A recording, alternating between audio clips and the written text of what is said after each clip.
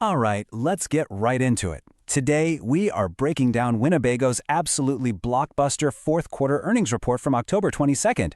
And let me tell you, this wasn't just a good quarter, it was a real statement.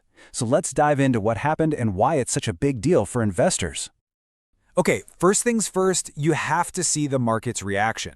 The day this report dropped, Winnebago stock, that's ticker WGO, shot up 28.5%.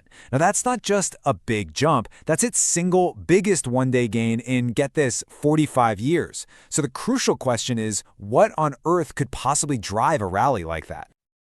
So, to really understand this explosion, you gotta know the backstory. Because frankly, the market had kind of left Winnebago for dead.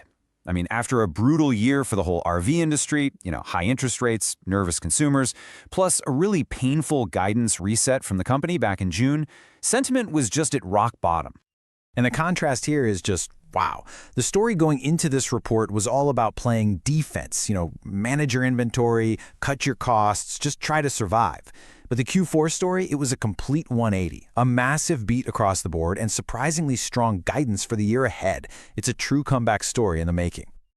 Okay, let's dive into the numbers that really lit the fuse on this rally, because this wasn't just a little beat, it was a comprehensive dismantling of what Wall Street was expecting.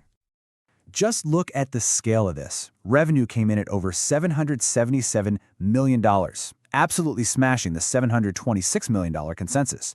But the real stunner? The real jaw-dropper was the earnings.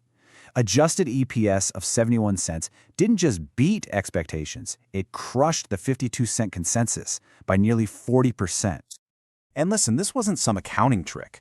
The actual underlying health of the business improved dramatically. Key metrics like adjusted EBITDA and operating cash flow saw a huge year-over-year growth. And, this is a big one, they cut their net leverage from 4.8x down to 3.1x in a single quarter.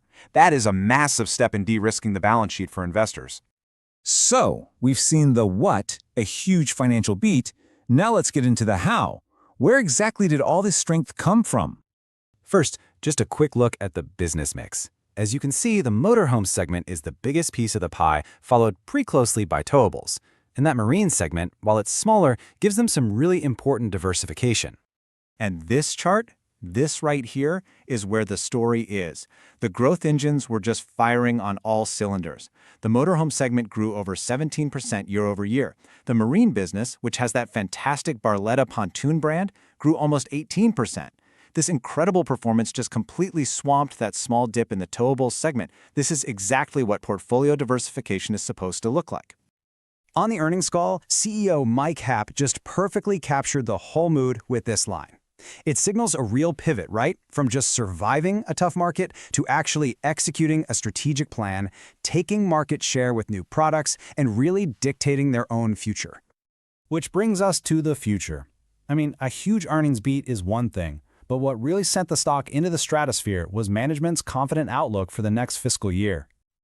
Here's the guidance they laid out. They're projecting revenue between $2.75 and $2.95 billion. And adjusted EPS in a range of $2 to $2.70. The midpoint of that earnings range? Well, it implies a staggering 41% increase over fiscal 2025. Now that is the kind of confidence the market absolutely loves to see. So how are they planning to get there? Well, they're not betting on a big industry recovery. In fact, their guidance assumes a flat overall RV market. The growth is all about what they can control. Internal execution, gaining market share with new products, and just continuing to improve operations. They're even modeling for a sales decline in the marine business, which makes their confidence in the RV side of things that much more impressive. So, what does this all mean for the stock going forward? Here's our analysis and what we're going to be watching for ahead of the next earnings call. Okay, these are the key catalysts. We'll be watching the reception of new products, especially that new, more affordable Class C Sunfire. The spring order trends are going to be a critical checkpoint for consumer demand. We also need to see them keep making progress on fixing the margins in their core Winnebago branded business, which has been a bit of a drag. And finally, keep an eye on Barletta. It just continues to be a share-gaining machine in the pontoon boat market. So what's our prediction for the stock itself? After a 28% jump, you have to expect some consolidation, right? The stock needs to build a new, higher base to launch from. But We believe there's more upside here as the market really starts to believe in this turnaround story and as management continues to execute quarter after quarter. For all these reasons, the massive beat, the strong execution, and that confident, internally driven guidance, our rating on Winnebago is outperform. The narrative here has fundamentally shifted. And this leaves us with the key question for investors. The company has proven it can execute its controlled offense.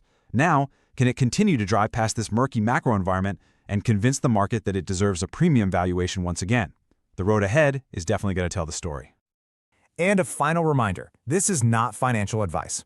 All of this content is for informational purposes only.